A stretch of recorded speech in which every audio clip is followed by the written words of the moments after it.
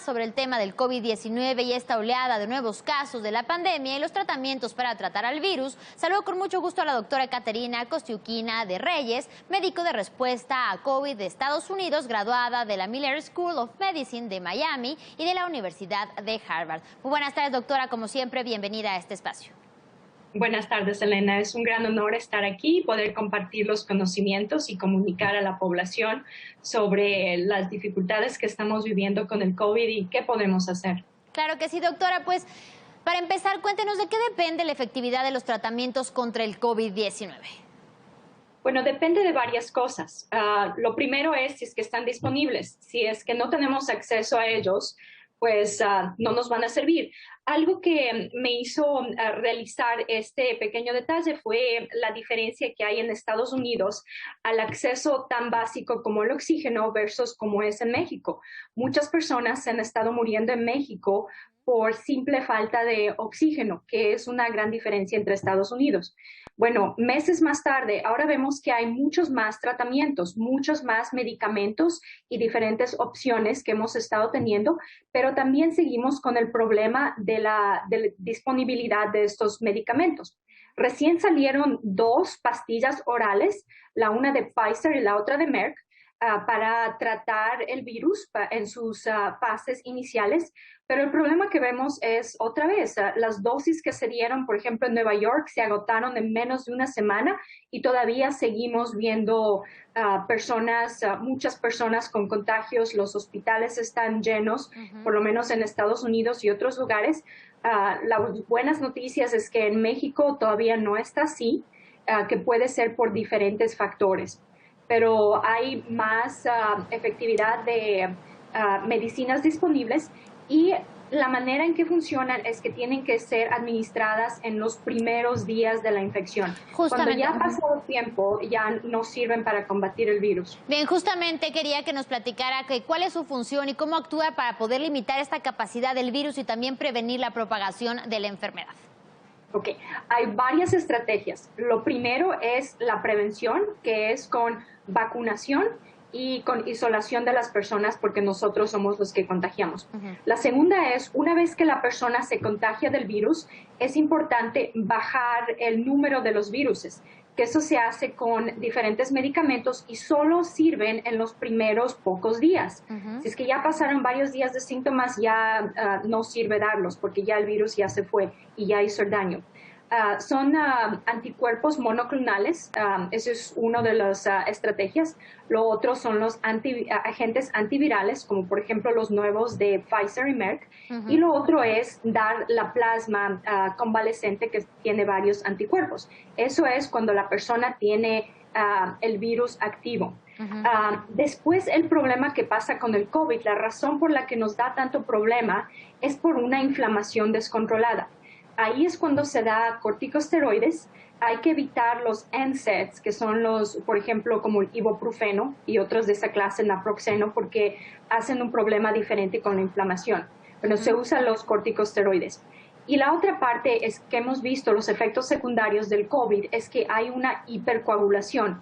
Entonces se utilizan medicamentos para bajar la coagulación cuando está todo eso activo en la inflamación. Y por último, bueno, las personas van a tener otras enfermedades, por ejemplo, como el COPD, pueden tener asma, pueden tener problemas de corazón. Es importante dar apoyo a esas cosas que pues se pueden decompensar debido al COVID y los otros se pueden morir por otras causas. Entonces es importante cuidar eso. Y en el caso de las pastillas de Pfizer y Merck que usted bien menciona, doctora, ¿cómo funcionan? ¿Cuándo se las debe de tomar para que sean efectivas? Bueno, su función es interferir con la replicación del virus. Por eso se las tiene que tomar cuando el virus está presente, antes de que se replique mucho y antes de que el cuerpo haga sus anticuerpos, que es en los primeros días. El problema que hemos estado teniendo, por ejemplo, ahorita las restricciones que ponemos arbitrariamente es para darles solo a las personas a las que les está afectando el virus muy fuerte o las que están inmunocomprometidas. pero eventualmente cuando haya más producción, cuando las cosas estén más calmadas, cuando pasen, estas pastillas van a estar disponibles para que las personas las tomen. Lo interesante aquí, el progreso que tenemos que mencionar es que estas dos son pastillas. El problema que tenemos es que los hospitales están llenos y los hospitales están llenos muchas veces porque las personas necesitan algo que es dado por la vena, que son los anticuerpos o otros medicamentos que no se pueden dar en la casa. Pero con estas pastillas eventualmente se va a poder tratar el COVID ya en la casa. Bien. Y bajar el uso del hospital, del sistema médico. Bien, y al igual que sobre las vacunas anti-COVID se han dicho muchas cosas, ¿cuáles son, doctora, las verdades de los tratamientos contra el COVID-19 como estas pastillas? Y por el contrario, ¿cuáles son las mentiras? Bueno, tenemos que medir, todo en la vida tiene un riesgo. Cuando salimos a la calle hay el riesgo de que nos atropelle el carro o de que caiga un trueno del cielo. Todo tiene sus riesgos, por más pequeño que sea. Lo que hacemos es medimos, nosotros tomamos la decisión o nuestros líderes o personas que conocen nos informan del riesgo y se toman las decisiones.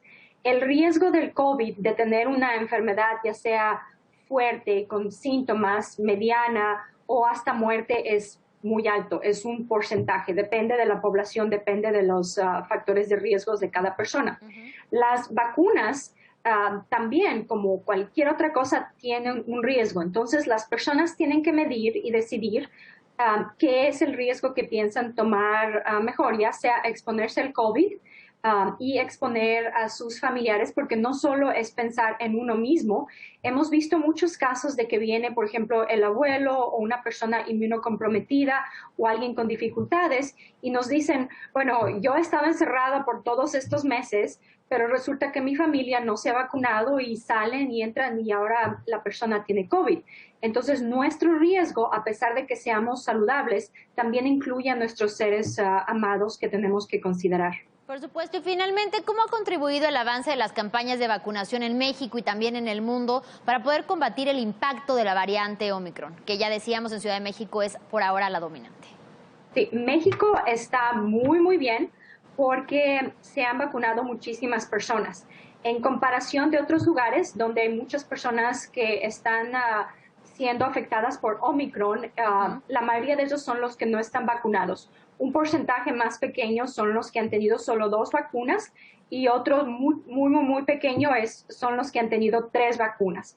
Pero en México, ya que debido a que la población está más vacunada, más prevalente, también han habido muchos más casos, hay ya autoinmunidad de ese tiempo.